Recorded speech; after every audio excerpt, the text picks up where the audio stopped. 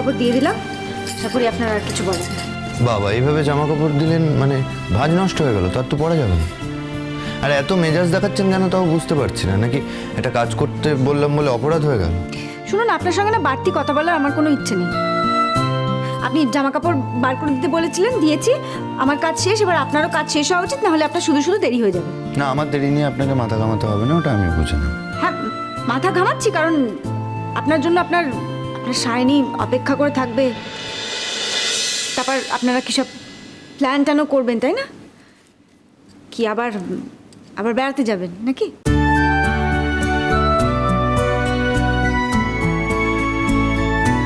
আমার মুখের দিকে তাকিয়ে আছেন কেন? কি বললাম বুঝতে পারেন? না, দেখছি। মানে না মানে আপনি মুখে যতই উদারতার কথা বলুন না কেন, আসলে আপনি উদার নন, আসলে আপনি হিংসুটে। আমি হিংসুটে? আমি আমি হিংসুটে? আমি হিংসে করছি না, নিশ্চয়ই আপনার মনের মধ্যে অনেক কিছু ছিল, সেজন্যই তো আপনি সায়নীর কথা সবার সামনে বললেন।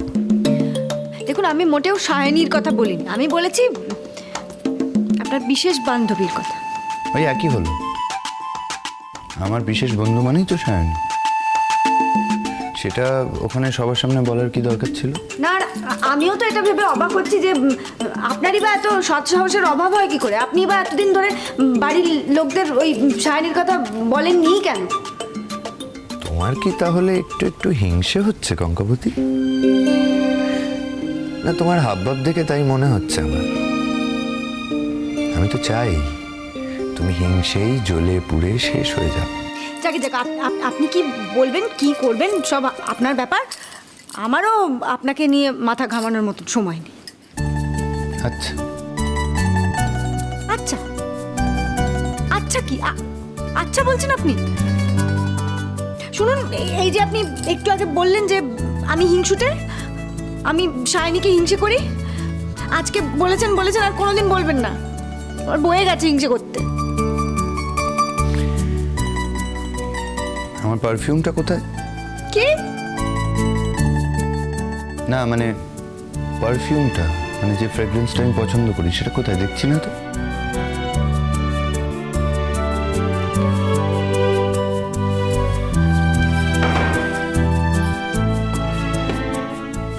ও বেচারির ওপর রাগ দেখাচ্ছেন কেন? ওর কি দোষ? আসলে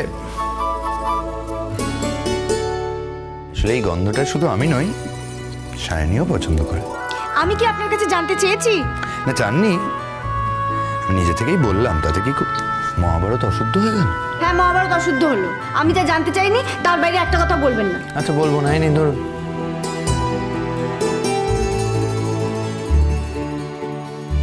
হ্যাঁ, সাজুন, প্রাণ ভরে সাজুন, পারফিউম লাগান।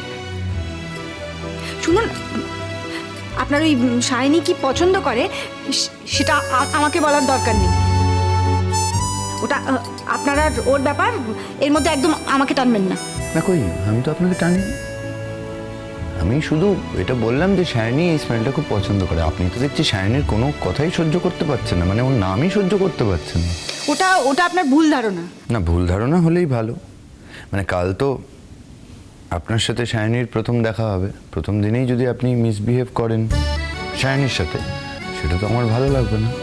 হয়নি আপনার, ওর সঙ্গে আমি মিসবিহেভ করবো না। এছাড়া ওর কি দোষ? ওর সাথে আমি কেন মিসবিহেভ করতে যাব?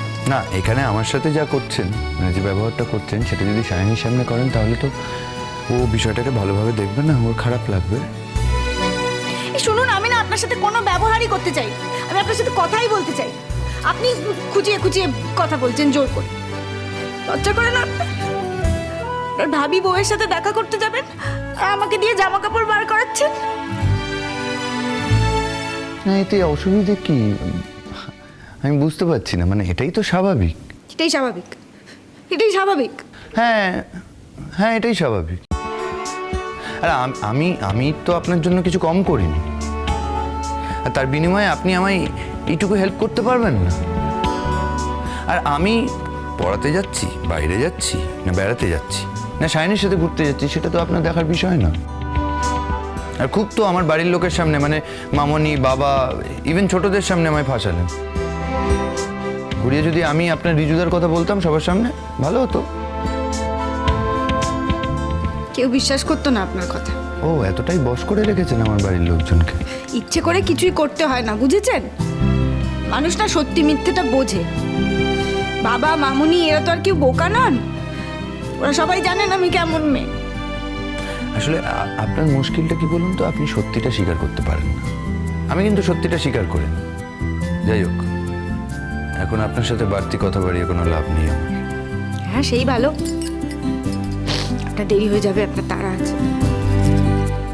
বলছিলাম যে বাড়িতে পিকনিক হচ্ছে, বাবা নিজে রান্না করবেন।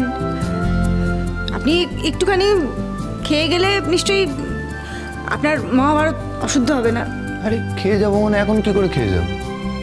সায়নী আমার জন্য অপেক্ষা করছে ওদিকে। কথায় কথায় না আপনার খালি এই সায়নী সায়নী সায়নী, আমার কানটা আবার পচে যাবে।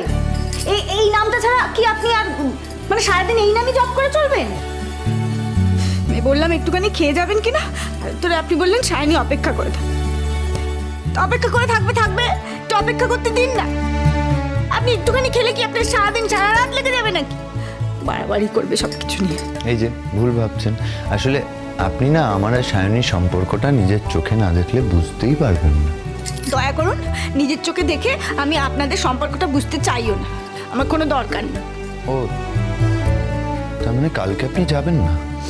আপনাদের দুজনের মধ্যে আমি গিয়ে করবোটা কি? তাছাড়া আমি থাকলে আপনারা তো ফ্রিলি কথাও বলতে পারবেন না হয়তো। না, কিছুক্ষণ থাকবেন, তারপরে না হয় আপনি বাড়ি চলে আসবেন। আমি তো পুরোটা থাকতে বলছি না।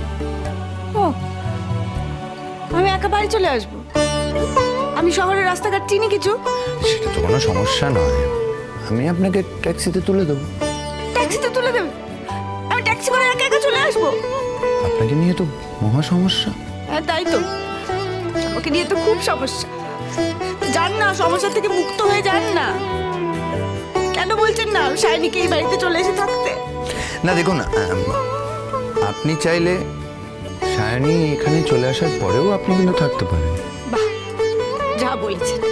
এখন আমি আপনার কাজের লোক হিসেবে আছি, এরপরে সায়নীরও কাজের লোক হিসেবে থাকবো। না, আমি বলছি না, এটা তো আপনিই বলেছিলেন যে আপনার একটা কাজের দরকার, প্রয়োজন পড়লে আপনি লোকের বাড়িতে বাসন মেজেও খেয়ে নেবেন। এই বাড়িতেই থাকবেন, এই বাড়ি সবাইকে আপনি চেনেন, সবাই আপনাকে খুব ভালোবাসে, তাই বলছি। আপনি খুব খারাপ, আপনি পাপ করছেন জানেন তো। পাপ করারও কিন্তু একটা সীমা থাকে। বাহ, আমি পাপ করলাম? আমি কোথায় আপনাকে একটা শেল্টার দেওয়ার কথা ভাবছি, আর আপনি বলছেন আমি পাপ করছি? হ্যাঁ, আপনি পাপ করছেন। আর শুধু পাপ করছেন না, আপনি মহা পাপ করছেন। আপনি মহাপাপী লোক। আপনি একজনকে ভালোবাসেন, তার মানে তো এই নয় যে আরেকজনকে আপনি খালি অপমানই করবেন।